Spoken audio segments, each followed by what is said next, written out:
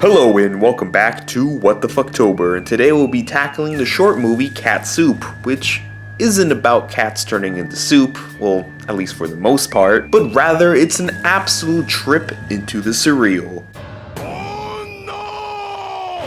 Oh my god! What the fuck?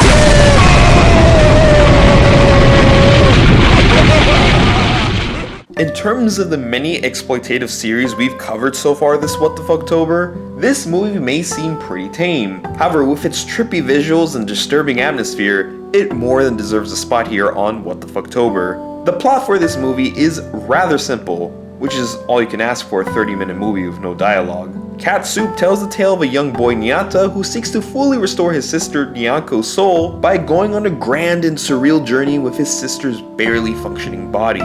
While the overall plot may be simple and easy to understand, almost everything else about this movie isn't. There are quite a few scenes here that just don't make a whole lot of sense, like this one scene in the beginning where Nyata just randomly somehow deflates a fellow cat person, and another scene in the middle of the movie that follows some fish and his own misadventures.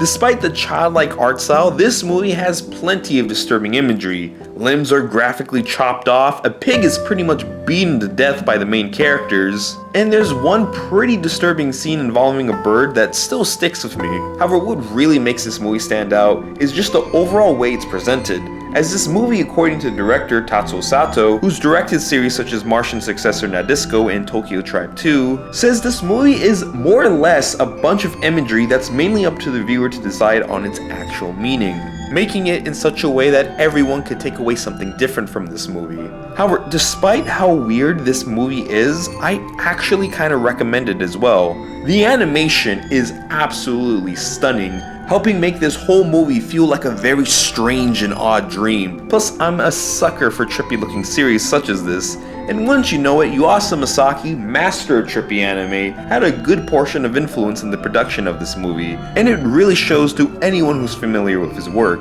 On top of all this, what I find so surprising about this movie is that Cat Soup isn't an original idea from Sato Masaki, but rather their own take on the underground black comedy Cat Noodle Soup, in which next time on WTFtober, we'll be taking a look at the series of shorts it received, being Cat Soup Theater.